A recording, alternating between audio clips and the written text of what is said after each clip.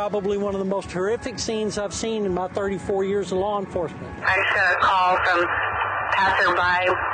They were going by Twin Peaks, thought they heard a gunshot, looked over and saw a lot of people running. On May 17, 2015, in Waco, Texas, a violent confrontation involving 5 different biker gangs resulted in a devastating aftermath.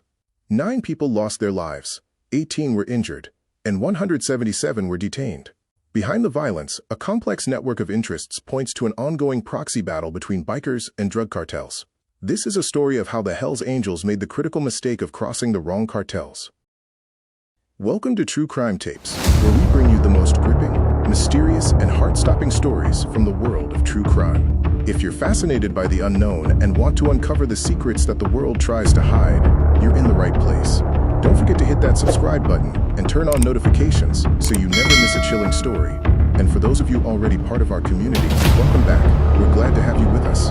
Drop a comment below to share your thoughts and theories, because we love hearing from you. True Crime Tapes. The truth is always stranger than fiction. On February 11, 2004, Paul Dice, the Sergeant-at-Arms of the Nomads chapter of the Hells Angels in Amsterdam, was ambushed and killed alongside 2 other members at the HAMC clubhouse.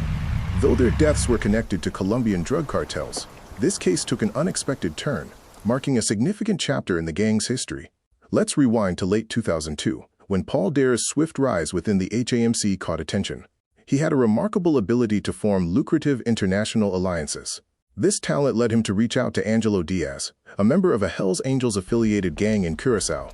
Diaz planned to leverage Diaz for a major operation involving Colombian cartels. Diaz, posing as a fisherman, was a key figure in smuggling drugs across the seas using his fleet of boats. Diaz frequently traveled to Curaçao for minor smuggling missions. However, after meeting Tony Klassen, he devised a plan to elevate the Hells Angels to new heights. Diaz facilitated a meeting with the Cartel de Laca, also known as the North Coast Cartel, a powerful Colombian drug syndicate operating in northern Colombia. Diaz proposed transporting 300 kilograms of cocaine from Colombia into the Netherlands, giving the Hells Angels control over Europe's cocaine market, with the first shipment valued at an impressive $3 million. A deal was struck. The profits were to be shared equally between the bikers and the cartel, but only after the drugs were sold and the money exchanged hands. The Colombians held up their end and sent the shipment. However, Diaz informed them that the shipment had become stuck in Brazil. The reality was that the cocaine was already safe in Europe, where Diaz seized it, sold it, and kept all the profits for himself. In an audacious move, Diaz directly betrayed a major Colombian cartel, breaking the Hells Angels' strict rule. He went as far as allegedly murdering a member, Cunningham, who was about to expose him. Local authorities suspected Diaz's involvement in Cunningham's disappearance, but there were darker forces at play, eager to seek justice far quicker and more brutally. Diaz's actions had angered a powerful drug cartel, while also violating club rules. The Hells Angels have strict guidelines against stealing from cartels, which threatens their credibility and puts the whole organization in jeopardy. As expected, Diaz's reputation crumbled rapidly. To worsen matters, he began demanding additional fees from club members to cover the expenses of his daughter's lavish wedding instead of using the stolen funds. Diaz was a disgraceful chapter president, and the HAMC was prepared to remove him. But his position as the key player in establishing vital international contacts made his removal complicated. Meanwhile, the cartel was growing impatient and demanding payment. This situation spiraled, and the chapter knew this wasn't a battle they could win. Tensions peaked within the club, leading a Nomads chapter member to secretly approach the Hells Angels leadership. A request to eliminate Diaz was approved. Authorities, unbeknownst to Diaz, had been monitoring events. They had secretly recorded a chilling conversation where Diaz arranged a meeting to purge his chapter of those he deemed disloyal. While the exact source of the orders remains unknown, Diaz's fate was sealed the moment he decided to steal from the Colombians. On that fateful February night, Diaz and his 2 loyal bodyguards walked into a trap within their own clubhouse. The 3 men were quickly captured, lined up against a wall, and shot dead by the coup plotters. As a sign of the new regime, the new leadership repainted the clubhouse and hung a picture with the word Omerta, the infamous mafia code of silence. Anyone who seeks justice from the law is either a fool or a coward. Anyone who cannot protect himself without the law is both. A wounded man will tell his assailant, "If I survive, I will kill you. If I die, you are forgiven." This is the code of honor. The authorities found the 3 victims quickly. The Nomads, with the full backing of the HAMC hierarchy, had disposed of them in shallow graves. Diaz's funeral became a major event, attracting Hell's Angels from across the globe. Angelo Diaz, Dare's contact in Curaçao, attended to pay his respects and perhaps seek answers. The Nomad's leadership, suspecting Diaz's involvement in Dare's betrayal, immediately kidnapped him and took him to a remote location. However, luck was on Diaz's side as a passerby witnessed the kidnapping. The operation was called off, and Diaz was freed. Fearing for his life, he contacted the authorities immediately. Diaz became a key witness in Dare's murder investigation.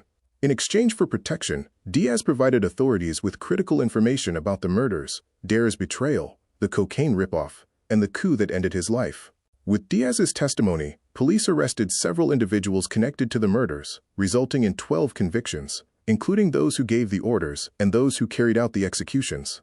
In the end, the Hells Angels sacrificed their own members for the greater good, peace with the Colombian cartel, and a continuing lucrative business relationship. Gordon Kendall and Jeffrey Ivins were executed in a Puerto Vallarta condo, shot at close range multiple times. RCMP suggests they were involved in the BC drug trade. September 2009, Puerto Vallarta, Jalisco. The Jalisco Nueva Generación cartel launched a brutal attack on a condominium complex, resulting in the deaths of 2 Canadian drug smugglers connected to the Hells Angels. Gordon Kendall, 31, and Jeffrey Ivins, 30, were gunned down execution-style by the cartel. The two had been living in Mexico for some time and were involved in illicit land deals. However, the real story was much darker. They had been involved in cocaine trafficking and had planned to bypass U.S. middlemen by purchasing cocaine directly from Mexico, thus increasing their profit margins. They had stepped into dangerous territory. Despite their connections in Canada, they were amateurs in Mexico, overstepping their bounds with one of the region's most dangerous cartels. The CJNG's operations were far more complex than they could have imagined. Infiltrated by corrupt authorities and enemy cartels, no outsider could navigate their territory easily. Witnesses reported that a single gunman approached Gordon Kendall outside their apartment and shot him. Jeffrey Ivins, carrying a gun, fled but was chased down and shot dead by 2 more assailants. The authorities found the victims' vehicles at the scene, confirming their lavish lifestyle and ties to the drug trade. The police revealed a darker side to their public image. The Royal Canadian Mounted Police confirmed Kendall and Ivins' involvement in international drug trafficking. Despite the victims' families' claims of innocence, the authorities uncovered the truth. On December 21, 2024, Canadian fugitive Mature Barbu Boner, wanted for drug trafficking and his ties to the Hells Angels, was shot dead in Mexico after evading Canadian authorities for years. 2 bikers pulled up beside his luxury vehicle, and Boner was shot 5 times in a professional hit. The vehicle wasn't taken, nor were any personal belongings, confirming it wasn't a random murder. Boner, a high-ranking member of the Hells Angels, had acted as a middleman between the Canadian biker underworld and the Mexican cartels, particularly the Sinaloa cartel. Living in Mexico, Boner had used forged documents to evade authorities and was involved in the international cocaine trade, supplying massive quantities to Hells Angels in Quebec. Earlier in the year, Boner had been arrested for carrying weapons and methamphetamine, but he used his influence to avoid long-term imprisonment. The cartels, however, were not easily appeased. Analysts speculate that Boner's shooting was the result of a transgression against his suppliers, such as losing a shipment or attempting to establish his own independent route. Boner's death is another example of the unforgiving nature of the drug trade. Any betrayal or competition with the cartel's interests leads to swift and lethal consequences. The murder of Mature Barbu Boner remains unsolved, much like the earlier execution of Gordon Kendall and Jeffrey Ivins in Puerto Vallarta, another reminder that cartels do not tolerate betrayal. The staggering number of 170 bikers facing charges after the Waco shootout in 2015 underscores the deep-rooted violence and criminality within the biker gang world.